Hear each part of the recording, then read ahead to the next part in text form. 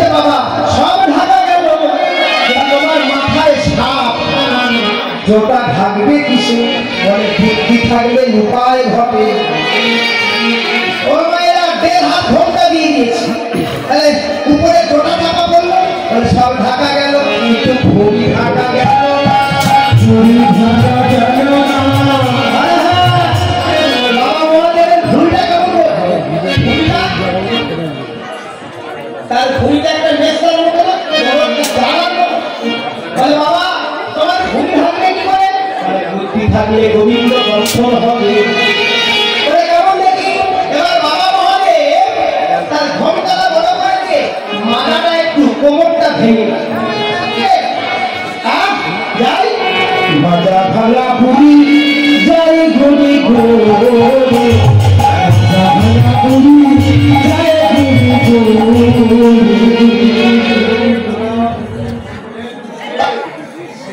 এলো বটে, তিনি ভিতরে ঢুকতে যাবে, দেখে তার স্ত্রী দুর্গা দেবী দাঁড়িয়ে আছে।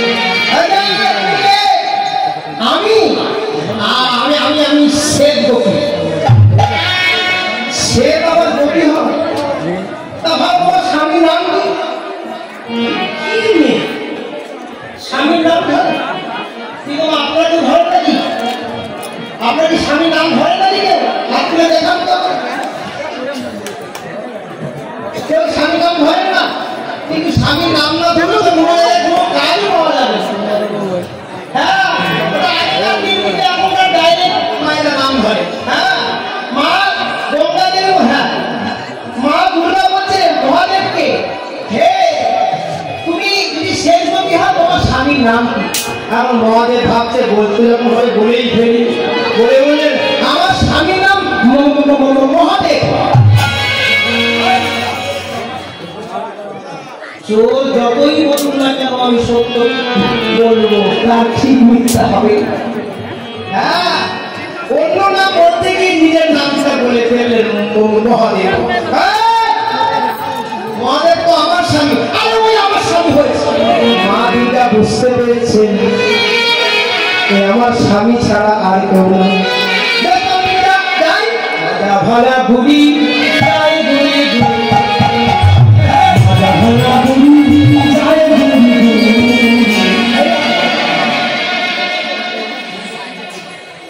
থেকে সাইডটা টেনে নিয়েছে, ঘুড়িটা বেরিয়ে গেছে, 7টা ফস। তোমার যাওয়া হবে না, এখানে নারী ছাড়া পুরুষের অধিকার নেই। তুমি আমার ভিতরে প্রবেশ করতে দেবে না। আমি প্রতিজ্ঞা করছি আগত কলিযুগে নবদ্বীপে শান্তিপুরে গিয়ে আমি অদ্বৈত আচার্য হয়ে ঘরে ঘরে রাষ্ট্র দিব।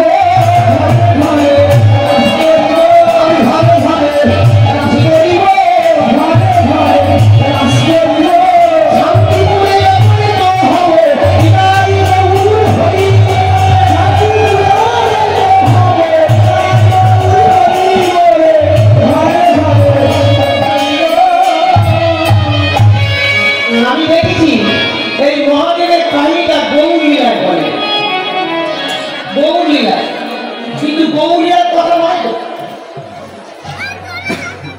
পড়াবে না।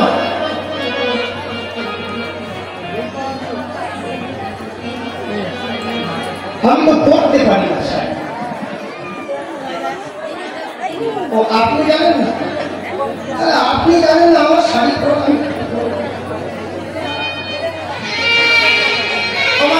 মনে করবেন না, শাড়ি করতে পারি না, শহরের মানুষ যা করে পড়ি খুলে গেলে আপনাদের দাঁড় খুলবে না।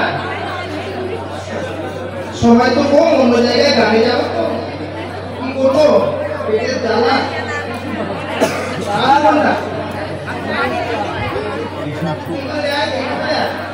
এইভাবে দিয়ে এইদিকে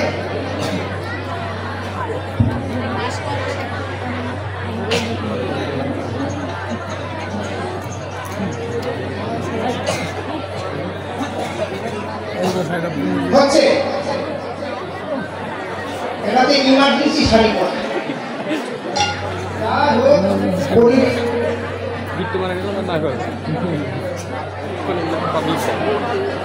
রান্না করার শাড়ি পরা। হ্যাঁ ঠিক আছে, এবার এক কবি এক কৃষ্ণ মন্ডলী করে দাঁড়ালেন। হ্যাঁ ধরি না ধরতে